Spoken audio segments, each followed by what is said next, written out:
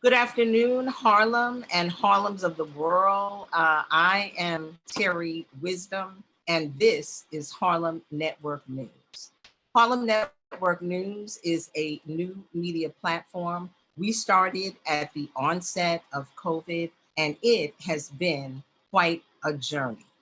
Harlem Network News started at the onset of COVID out of necessity. Often our stories are not told, or if they are told, they're not told properly, or the only things that get covered by major media may be gunshot or something of that nature. So it's very important that we tell our own stories. We're on Facebook, Instagram, Twitter, YouTube, Clubhouse, HarlemNetworkNews.com, and soon to be on Manhattan Neighborhood Network News, so that more people can access. We are the voice and the drumbeat of Harlem, and knowledge is power. Today, we have with us the Honorable Dr. Maulana Karenga, who is the creator of Kwanzaa, teaches and is the chair at Long Beach of African Studies. And we'll just jump and dive right in. And before we get to Dr. Karenga, I just do want to also salute all of the ancestors, our new ancestors, and all that have lost their lives. Very, very, very important, especially at this time. A salute to Batia Smith, a young mother, entrepreneur, wife on the Shinnecock Reservation who succumbed to a 10-year battle with breast cancer. So we just salute her. Her homegoing will be this Wednesday in the town of Southampton and the Shinnecock, buried in Shinnecock. We also want to salute Cliff Frazier, a monumental filmmaker, producer, educator, director of the Dwyer Cultural Center here in Harlem. His homegoing was last Saturday at the Abyssinian Baptist Church. And I will continue to say my son's name, Ali Wisdom, Colombo the Shining Star, who we lost, the community lost. He was one of Harlem's own, November 5th on the Shinnecock Reservation. It was an assassination. We don't know who, we don't know why. The state police are still working on it. And the Congress and Department of Indian Affairs and the State Department of Interior is working with us. So we stand firm. And I also have joined many other mothers and fathers with Harlem Mothers Save. So we must stand firm, and we are a strong people, and still we rise. So without further ado, Dr. Karenga, would you just introduce yourself and tell us whose you are and who you are? I know there are many things, but I think it's best you share yourself. Okay, thank you so much, Chair. All right. Thank you for the work you're doing with Harlem Network News and that you've been doing and all your associates. So on behalf of my organization, us and advocates, the African American Culture Center and the National Association of Kawida Organizations, of which I'm chair, I would like to say welcome. Among us, you will always find your family in a peaceful place, and we wish for all of you blessings without number and all good things without end. And we bear witness as an African people that as our beginning was great and good, so shall our development throughout eternity be, if we dare struggle, speak true, do justice, and walk in the way of righteousness. So my name is Dr. Maulana Karenga. I'm professor and chair of the Department of Africana Studies, and also, as I said, chair of the organization US and the National Association of Kawida Organizations, NACO. I'm executive director of the African American Culture Center, US, and also co-chair of the Black Community Clergy and Labor Alliance of Los Angeles, BCCA.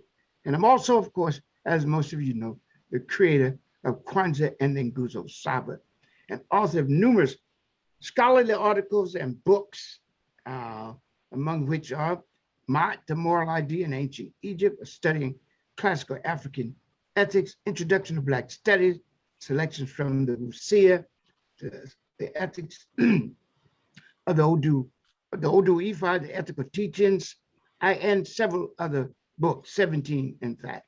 So, but I'm really struggling with all of my people to bring good into the world, because I believe and take seriously the ancient sacred teachings in the Odu Ifa that says, let's do things with joy, for surely humans have been divinely chosen to bring good in the world. And this is the fundamental mission and meaning of human life. I'm here today to talk about the global struggle to secure exoneration for the Honorable Marcus Garvey. This is an urgent and compelling struggle. It's a struggle to be strongly embraced and actively supported, not only by African peoples throughout the world African community, but also by other persons and organizations and institutions and people all over the world who love justice, cherish truth, respect and defend human rights, and oppose injustice anywhere, whether it's in a legal form like this or an illegal form. Our organization, of course, the African American Culture Center, us and the National Association of Cabo Eater Organization actively stand in support of this global initiative and participate in it. And we urge everyone to do likewise. And so this campaign, why do we say it must be waged and won? And why is it so cogent and compelling? First, because of the urgent and imperative need to achieve justice for the Honorable Marcus Garvey. He gave his life so we could live. And he was put in captivity on a trumped up charge, right? And this is 95 years ago that he was deported. He was falsely convicted early and later deported. And he had not gotten justice yet. And we must do that for him. They say that he said that he would return in the whirlwind and storm. I'm arguing that we are the whirlwind and the storm that will bring him back through our struggle, as he said, to redeem Africa, to liberate Africa, yes, so that it can realize its potential and bring its people to the fullness of himself. The second reason we should do this is to achieve justice for ourselves, because they didn't just arrest and convict the Honorable Marcus Garvey, they arrested and convicted us, right? This was a COINTEL project that targeted him for the good work he did. He was a soldier, right, for us in the struggle for liberation. He was a journalist, a master organizer, a teacher, right? A business person, right? An ambassador and a noble witness to the world for us as a people, right? He organized more people than anyone else, more African people than anyone else. Estimates go to 6 million all over the world African community. And understand this. This is a shared injustice. We must take it like that. And it's important for us to remember a teaching by our brother Haji Sekou Touré, right? He said this about our feeling for each other, struggling for each other, and recognizing the indivisibility of freedom and justice. He said, of course, if a person cuts their finger, the finger itself does not feel the pain alone. It's the whole body of the person that registers that pain. And therefore, each and all of us feel the pain of this injustice to the Honorable Marcus Garvey. We suffer it and we seek to overcome and end it. This is especially true in the context of systemic racism, where crime is racialized and our whole race is criminalized, especially the Black race, right? Our whole race.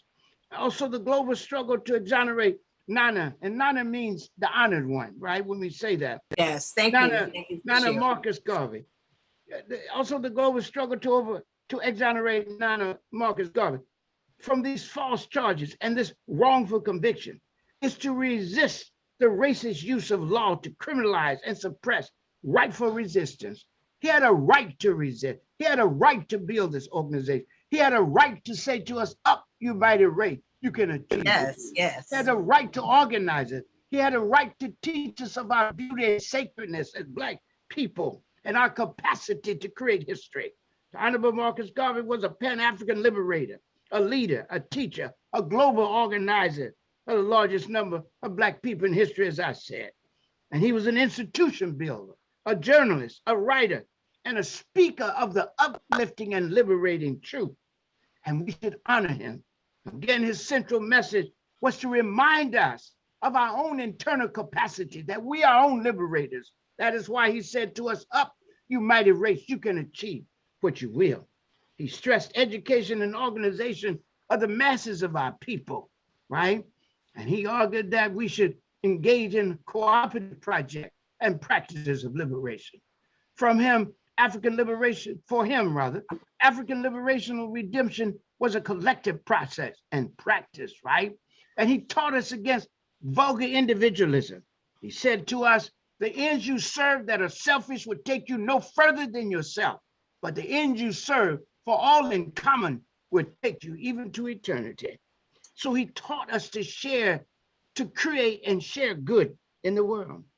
Also to join the struggle to exonerate Nana Marcus Garvey is also to seize the pen of history. Listen now, to seize the pen of history, rescue African history from falsification imposed on it by colonialists, imperialists, racists, genocidists, and other oppressors of all kinds. It is to set the record straight, correct the distortions and falsifications of our history that they literally strive on, such is the case with this political trial, trumped up charges and wrongful conviction of the Honorable Marcus Garvey. And it is similar with other peoples of color, other liberation leaders, other peoples and resistance leaders around the world. Our oppressors thrive, I repeat, on falsification of history that indicts the oppressed and exonerates the oppressor. And we must then right this wrong. Through righteous and relentless struggle, we seize the pen of history, lived and written history, and rewrite truthfully the real history of our people and leaders and humanity as a whole. We set the record straight. And when we do that and write this new history and live this new history that is struggled for, rewritten and achieved, not only will we free and exonerate Nana Marcus Garvey, we will in fact exonerate ourselves and the whole of humanity from the falsification that the colonialists, imperialists, and racists have imposed on us. And finally, I think the global struggle for the exoneration of the Honorable Marcus Garvey must be understood and pursued as a part and parcel of the overall struggle of our people, our world African community, for reparations and liberation.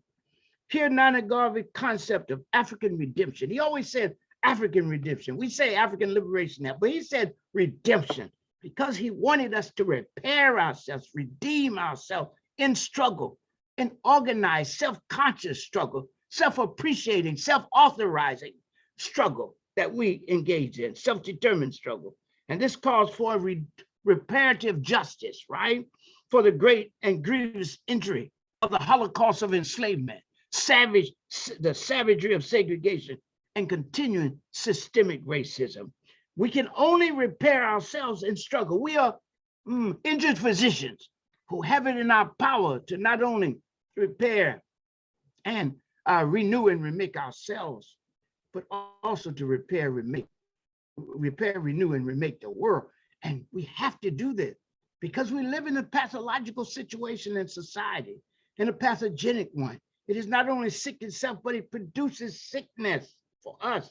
And part of this, is to repair ourselves, renew ourselves, remake ourselves in the process and practice of repairing and renewing and remaking the society and world that caused the sickness in us, that caused the sickness and pathology of oppression, of injustice, and of evil. And so that's where we are. And we ask people to go to the website, hashtag Justice for Garvey, and to sign the petition and to call your friends and ask them to do also to sign the petition. We need 100,000 signatures by March the 2nd to send to the Biden administration because they need to do something. they foot dragging and stuff, and trying to reach across the aisle like Barack did. And I like Barack, but I think he didn't take advantage of the first year he had, right? When the whole country seemed to be behind him and he had a chance, but he kept trying to go across the aisle, and the aisle was racist, and the aisle refused to let him do the good he could have done, right? And so, and then of course, some of it's on him. He has to accept the responsibility, but then also some is on us, because we must, in fact, challenge everybody to do right. People talk about, actually I should stop here, but I was going to talk about some other issue, but I think I'll stop here and let you see if you have something to ask me. Terri Wisdom, Harlem Network News, and you can continue. For those of you who are just joining us here this afternoon, we have, and I say, the Honorable Dr. Maulana Karenga, who is the creator of Kwanzaa, who is a professor and the chair of African Studies at Long Beach, California, author, many papers of significance, writing a new book now about Malcolm X. So I had questions for you, but you're answering all the questions. You're connecting all the dots. Like, how does Marcus Garvey's situation and not being exonerated connect to today? You spoke it all. And if you could, just because there are so many people, of course, that are born way after Marcus Garvey and are not aware of the full movement, but what were the specifics? You said he was a journalist. I know that, there's an association that he had. They had uniforms. They marched in Harlem. He was getting ships together to take people back to Africa.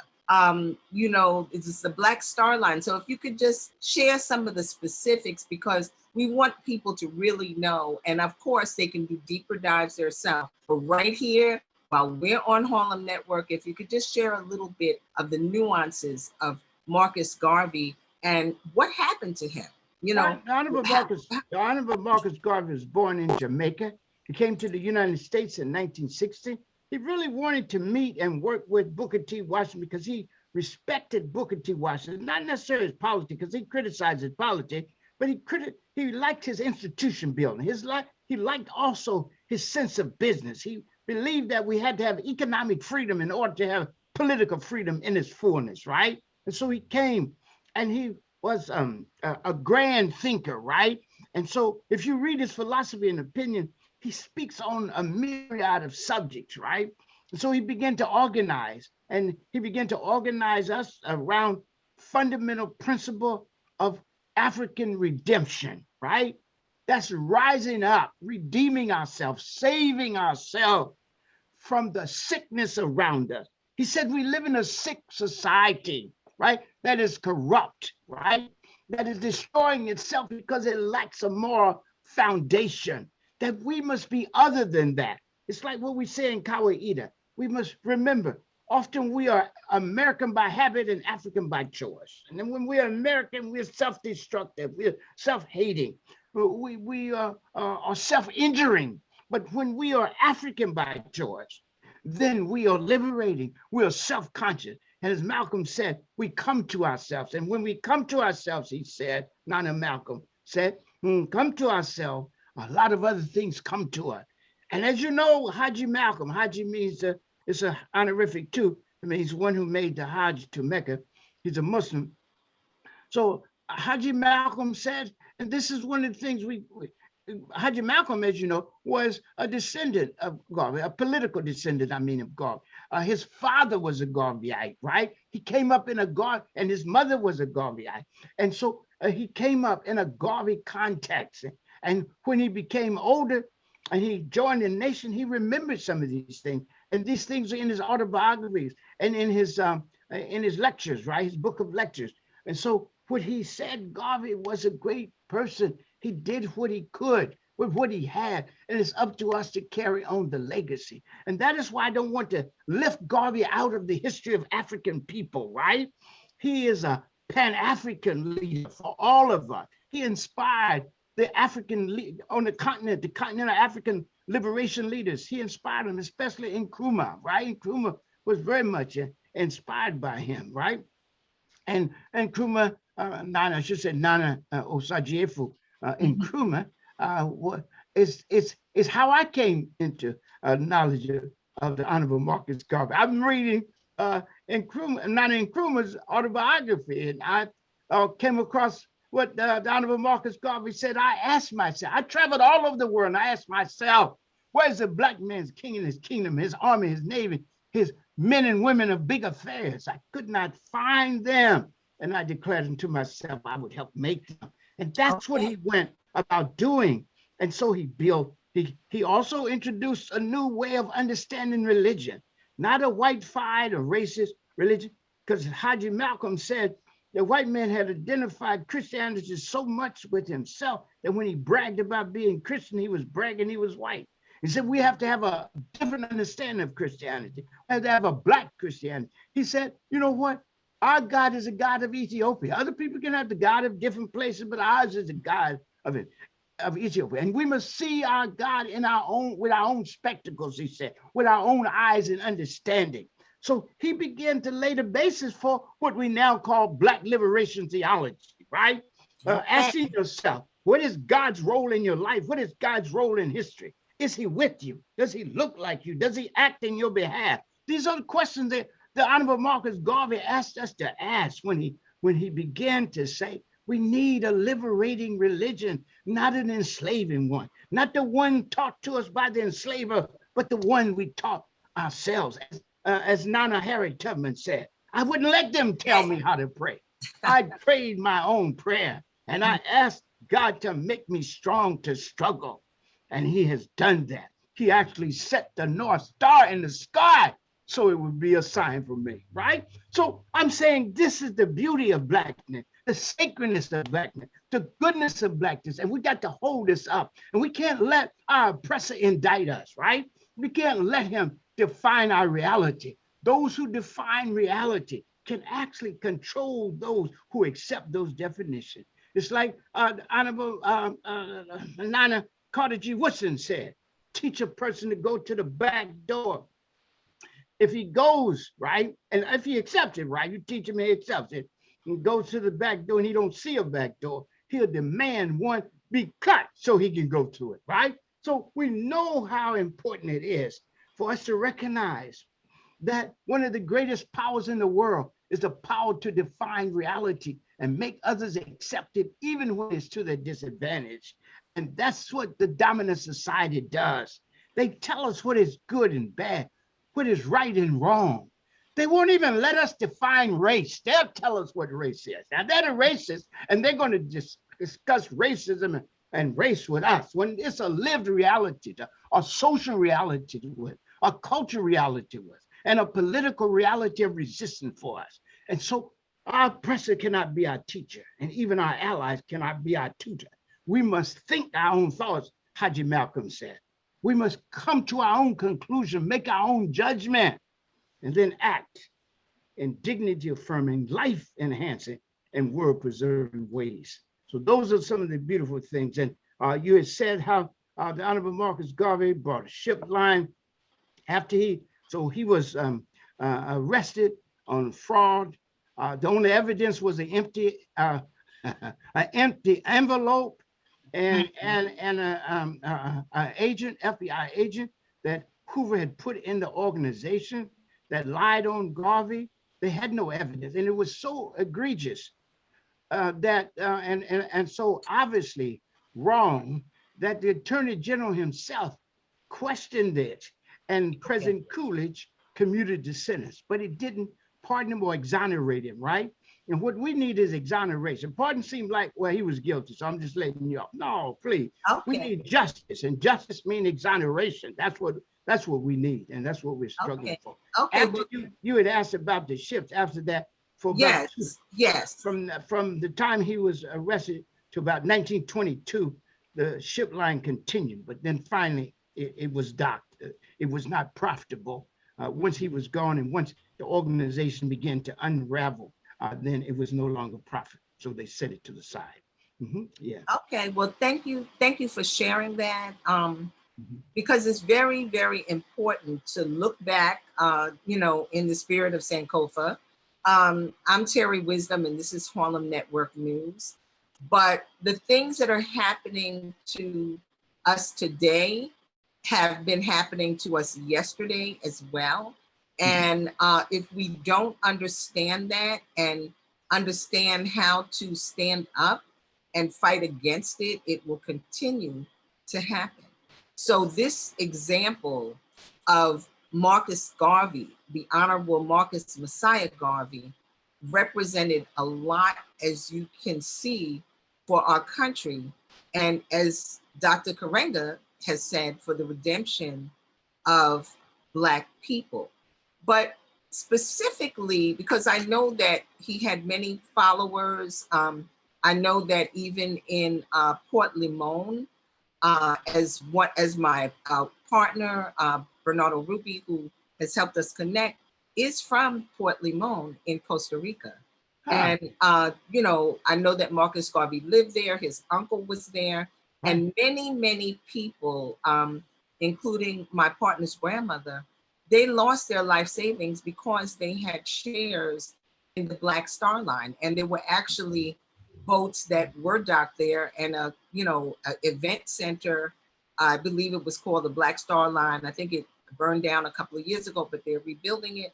So there was a lot on the table. So it's important, I think, for people to know that many of the things that Marcus Garvey was about were coming to fruition, And Yeah. so it's just the fact that they took him out on the fraud. And I believe, from my understanding, and you can clarify this, that he was forced to leave this country, go back to Jamaica, and not enter. But what happened? Because exoneration seems just, but it also appears that some reparations may be due financially as well for what was destroyed and expended. Yeah, but So, appreciate what you said. If you notice, the last point I said, why we have to exonerate him. I said we have to because this is part of our overall struggle for reparations and liberation, right? okay, We have to be repaired.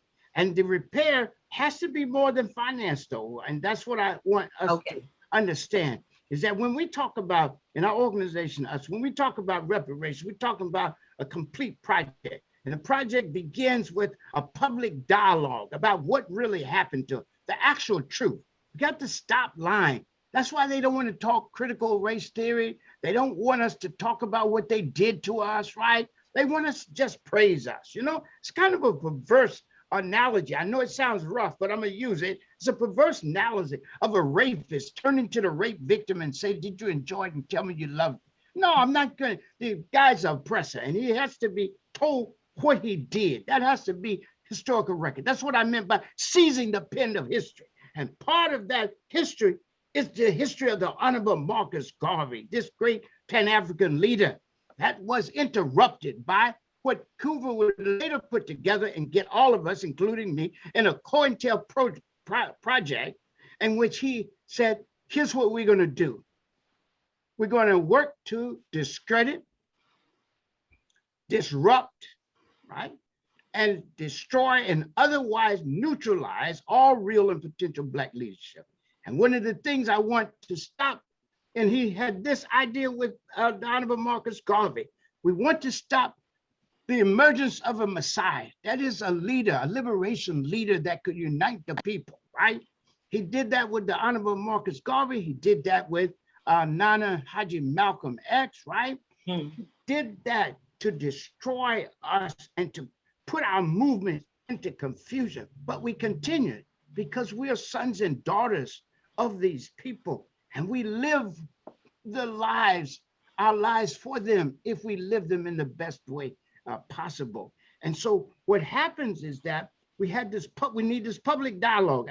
And then second, we need public acknowledgement that the major issue is the Holocaust of enslavement, not slave trade, business gone bad with collateral damage, right? but the Holocaust of Enslavement.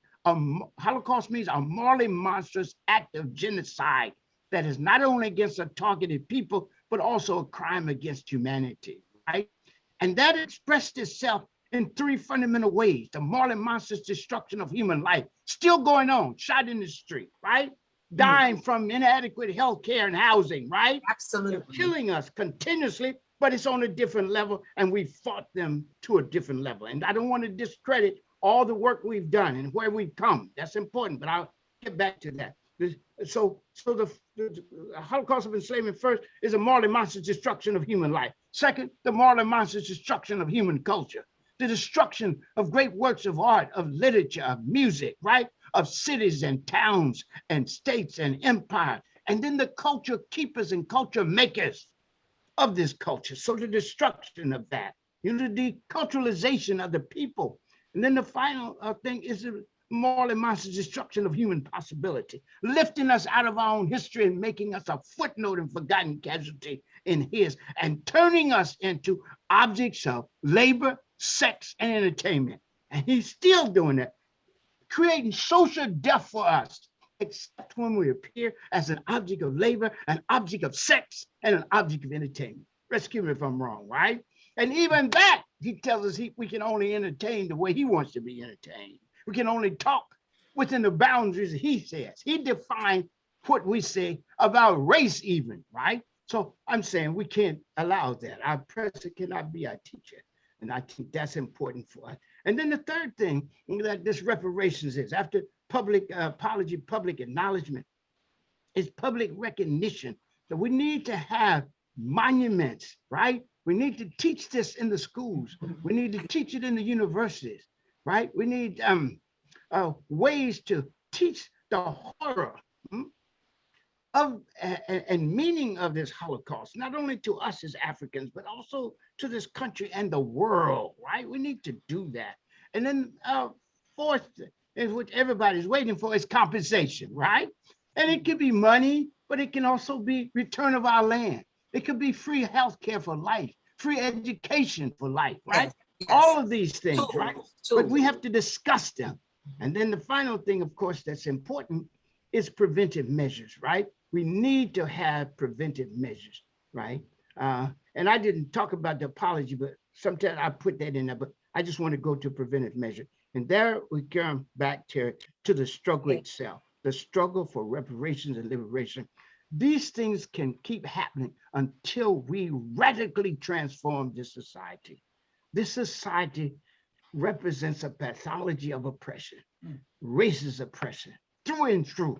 That's why they don't like critical race theory. It starts with the assumption that racism is normal, not abnormal in American society, that the law is used to establish its foundation and to facilitate its racist oppression, right?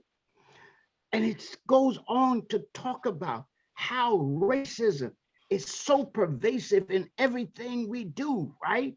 And what we need to do is struggle relentlessly and righteously to end it and to build a new society, a good society we all want and deserve to live in. Okay, well, thank you very much. I'm Terri Wisdom, and this is Harlem Network News. And today we have the Honorable, and I will say Nana Dr. Maulana Karenga, who is the creator of Kwanzaa, author of several books, articles, the professor at Long Beach in California, as well as chair of the African Studies Department. And we are speaking about the exoneration of the Honorable Marcus Mosiah Garvey. And Marcus Garvey was a man of race, Up Ye Mighty Race, had his organization, which many people were part of, really trying to, take us back to Africa, get us to know ourselves. He was a journalist. So it's very, very important that we speak about exonerating him, though the incidents happened many, many years ago. The incidents are the same as now. And We have an example right here in Harlem of the Exonerated Five, who were formerly the Central Park Five. They have been exonerated, but it took a long time with them getting money. It also took time for them to not be on the list as rapists. And what was taken from them cannot be given back. But it's interesting because Dr. Yusef Salam has actually written an incredible book, Better Not Bitter. So things are happening. And right now, here in New York City, with the community board and the fervor of a committee, including Ms. Sharon Salam, who has led one of the mothers who helped to lead the march, we are doing a plaque on a wall in Central Park to the Exonerated Five with a statement, and then eventually a monument. So it's very important that we have monuments for our people. I heard you mention that. So if you would want to just speak further on what we need to do, how we can support you, and how our community can abreast themselves with the knowledge of the Honorable Marcus Mosiah Garvey, because I think very important. It's very key to today as folks march and Black Lives Matter and more Black people are being killed, but folks need to know the shoulders on whom they stand, and they need to know what they're talking about. Yes, and thank you for this. And of course, this is not to help me. It is to help us. It is focused on the Honorable Marcus Garvey as a symbol of our struggle, our continuing righteous and relentless struggle. And the struggle has been led by the family headed by Dr. Julius Garvey, who has been the keeper of his father's legacy. And he has said that Biden and them suggested that they are ready to do justice. And he says he's going to take him at his word. Let him do it. Don't just do justice in the abstract. Here's a concrete chance to do justice. And let's see what he does, right? And so sometimes he can do, he does safe things. I mean, it's safe to a point, and I don't want to diminish the importance of this, but it's safe to a point, Judge Ketanji Brown Jackson. Yes, Brown Jackson. I'm so used to just saying her African name. You know what I mean? Ketanji Brown Jackson. But, all right. I think that she's an important person, but I want to do two things here. First, I want to praise the people, and then I want to talk about her qualification. But third, I want to talk about always it's the people that will make sure things are done. So let's praise the people that we have fought and won battles that have spanned the realm of freedom in this country. It is Black people that provided the critical votes to, number one, take Biden out of a failure list and put him as the front runner and then win. It is Black people that chose and demanded Kamala Harris to be Vice President Harris, right? Yes. It is Black people that won the state of Georgia and elected a Black man and a Jew for the first time, right? And that changed the history of the country by taking the Senate away from the strange guy. I keep forgetting his, I don't want to know his name, right? All right. But the Republicans had dominated that. They're still disruptive, but they don't control, right?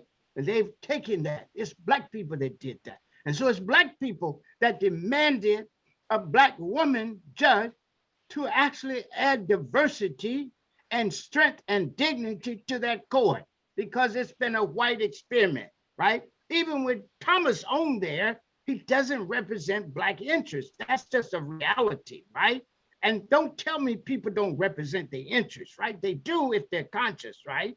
And they represent the best of their people's judicial thinking and moral grounding, right? So we come in. So law at its best is an expression of the best of its morality, of the best of the people's morality. So I'm looking for her to do well, but I also want us to know it is Black people that struggle. And at the center of that struggle, of course, and those who make the decisive difference were Black women. But I don't want to say this at the expense of Black men, right? We don't have to pray. We don't have to erase Black men to praise Black women. We can do it at the same time and yet know the decisive and central role Black women played in all of this and continue to play in the body politic and how this is their hour. I think that hopefully she will bring the lived experience of Black people to this, because this is what people believe about diversity. Diversity is just not a face or symbolic.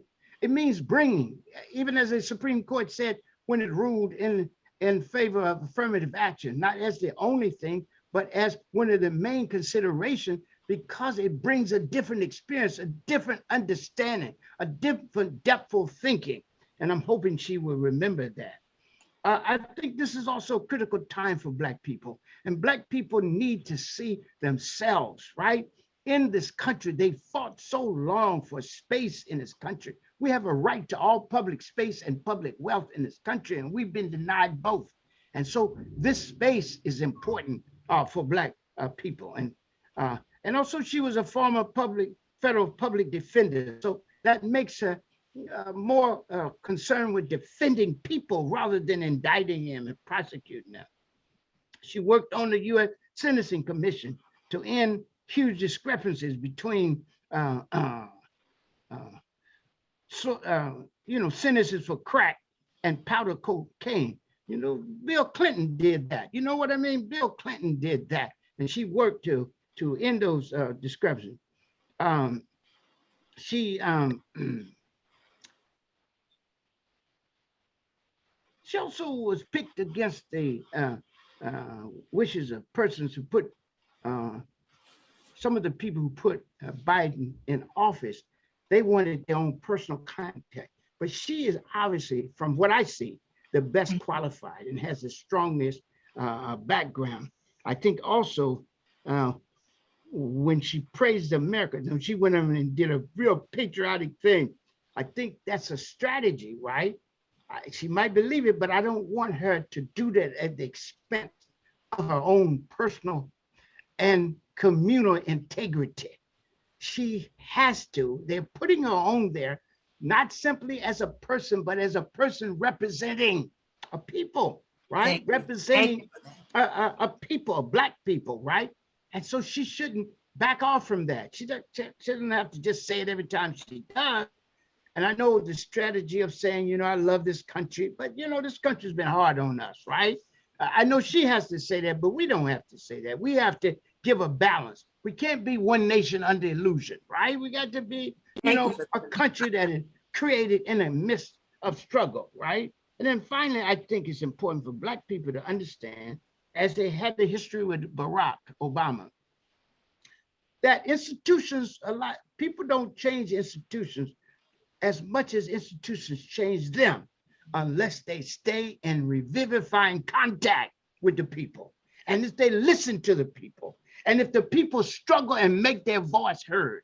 So we can't put people in office. I don't care if it's a judge or a president or vice president and just leave them there. We've got to challenge them to be and bring forth the best of what it means to be African and human in the fullest sense of the word, and expand the realm of freedom, not narrow it as our white supremacists would do. Okay, well, thank you for that, Dr. Karenga. I think what you're saying is very real. This is Terri Wisdom, and this is Harlem Network News. We are the voice and the drumbeat of Harlem. And I think what you're saying is very critical, and public officials are learning their lesson. We have a Black mayor here in New York City, which is in the person of Mayor Eric Adams. Just a week or two ago, he got some serious pushback from the media, just in terms of what he was doing and saying different things against him. And he spoke out about it, saying that the media was really coming for him. And, they're not covering him. They're doing things, based on the fact that he's Black. But this is a reality. And I'm glad that he came to that reality, because Black media is being stepped on, crushed, almost non-existent. And that's why Harlem Network News is so important.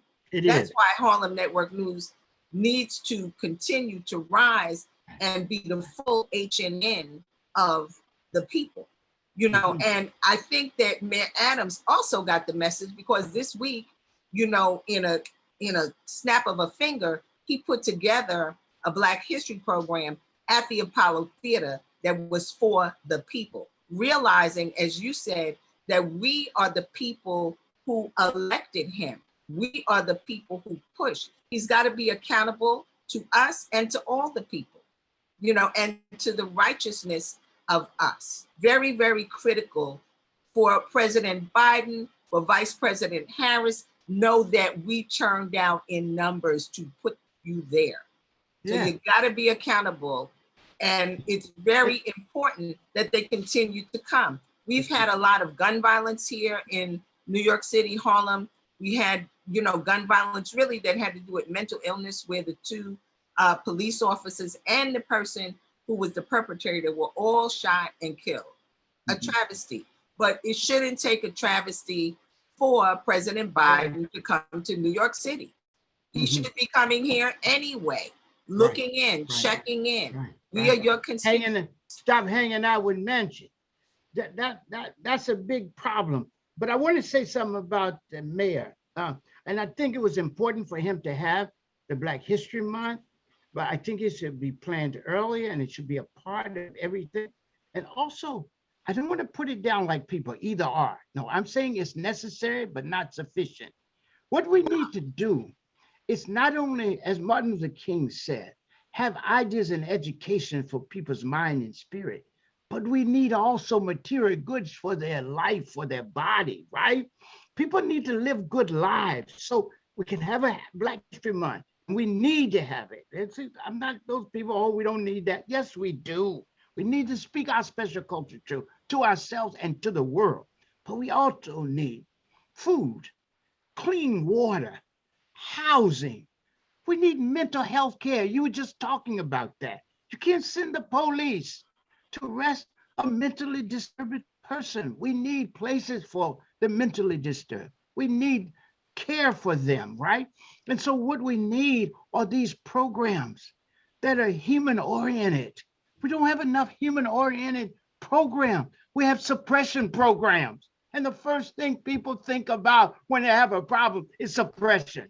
And then they're surprised when they are also suppressed, right? So what we need to do is reorient our thing. So we need to reconceive public safety. How can we be safe and secure? Everybody needs to be safe and secure. But must it always be at the point of a gun that is pointed at us, right? Eventually, I mean, let's be honest. It's a hard conversation, but we must have it. Even if we can't achieve it tomorrow, we must work for it. And we must imagine a new way of being human in the world. And this force and violence to solve everything on an official level. And it's different from just gang violence or people doing gun violence. It's the people under the color and camouflage of law killing and getting away with it and feeling emboldened, even after George Floyd. So we have to talk about that. Yes, we have to reduce the violence internal, but we must always make a distinction between that and the violence external that comes under the color and camouflage of law. Yes, I think you're absolutely correct, and it's absolutely important. This is Harlem Network News. I'm Terri Wisdom, that we have these conversations. It's not really Black History Month. It's every day of the year, just like it's not Kwanzaa and it's over. It's Kwanzaa all year long, living the principles. And that was the start. Yes, Mayor Adams should have done that sooner, but I think he's realizing what time it is. He's realizing what time it is as a Black man to be mayor of New York City. He's realizing what time it is. And now it's time to spread the wealth, do the work, and, know that you're accountable to the people, as you said. That's right. And let's be able to praise people when they do good, but also criticize them when they do wrong. Don't just talk all the time praise. Don't just talk all the time critique that turns into condemnation. Let's do both. Let's do the critique when it's necessary. Let's do the praise when it's deserved. And let's always offer correctives for what we criticize. Okay, well, thank you, Dr. Maulana Karenga. I know our time and our hour is near. If you would like to share a bit about what else is happening, and it's happening West Coast time.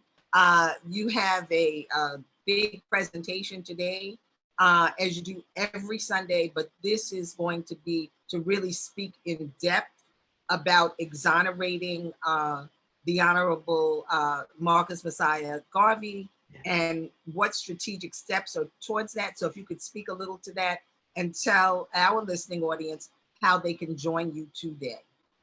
Yeah, well, appreciate what you said, if I understand correctly. Timur, how do they join if they want to come to the session? So Timur is going to give me the information for the actual URL or information. But what I want to say about this struggle to exonerate the Honorable Marcus Garvey is the hub and hinge on which all of this turns. Is to see it as part and parcel of our struggle for reparations and liberation, to repair ourselves, to repair the sick society that is causing our sickness, to repair and end the pathology of oppression, right? And this is one form, the use of law to suppress. That's what was happening there. The use of police programs like the COINTELPRO that rounded us up in the 60s and gave us trumped up charges and put us in captivity, drove us underground, drove us into exile, right? So that's what happened with the Honorable Marcus Garvey, deported in 1927, went back to Jamaica, then went to London and passed and ascended in London, right? Okay. And so we want to keep in mind that we honor our ancestors. And as Ossie Davis said of Malcolm, in honoring them, we honor the best in ourselves. We honor the best in ourselves. So we raise up the name of the Honorable Marcus Garvey. We study the history, as we say so many times. You know, we got to do, and you mentioned it earlier, we have to do Sankofa, reach back and retrieve the best of what it means to be African and human in the fullest sense, and use that to ground ourselves, orient ourselves, and direct our life toward good and expansive ends.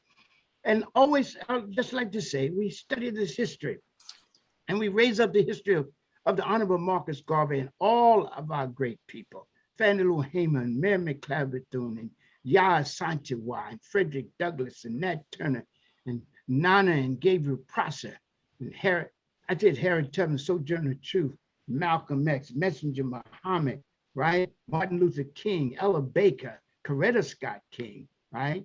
All of these people that represent the best of what it means to be African and human in the fullest sense. We raise them, and we do this to, number one, learn the lessons of our history, right? That's why Nana Malcolm X said, of all our studies, history is best prepared to reward our research. Second, we study and learn our history to absorb its spirit of possibility. That's what the Honorable Marcus Garvey meant when he said, what humans have done, humans can do. Study your history. It's too important to be left. Yes, absolutely. Hands.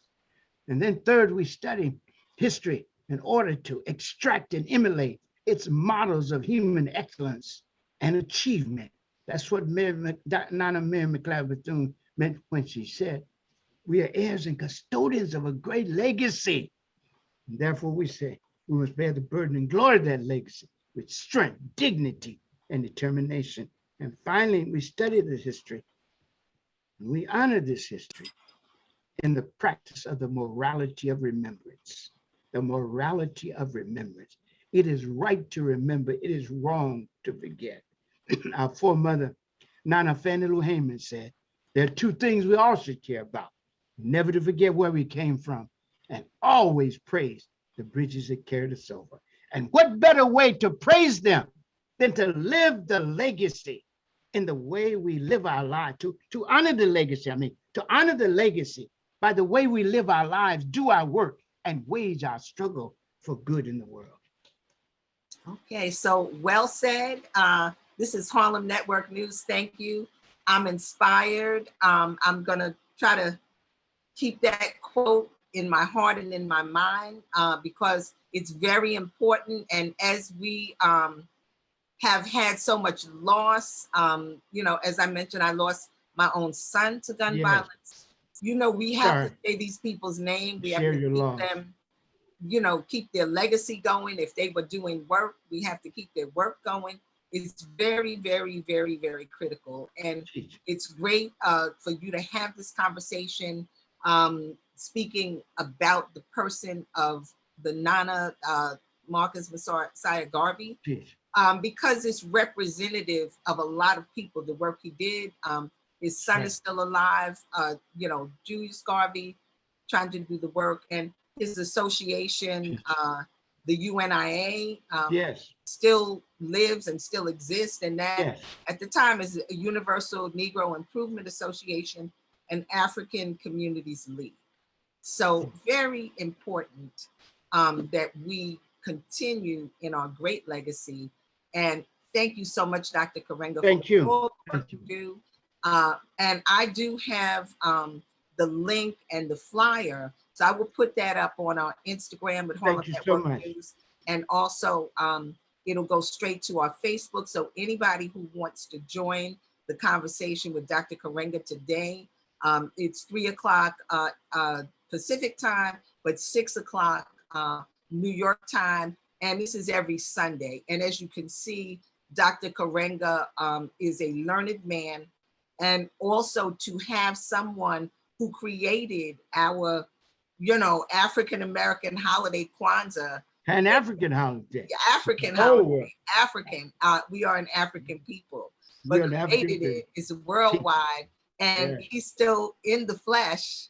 And as the young people say, dropping knowledge and looking good. And thank you so much. Thank you so much. This is Moyo for coordinating, making this happen. Thank you, Brother Ruby, for connecting us. Thank you, Baba Segun from the African Street Festival. We are all one. And this is Harlem Network News. You can reach out to us on Facebook, Instagram, Twitter. Call us 646-261-5397. Donate financially or in-kind services. Like you said, it's not all money, which makes it move. That's a part of it, mindset. So thank you so much and have a blessed day. And we'll see you at 6 o'clock. Thank you. Take care. All Thank right. you. Have a great day. Bless.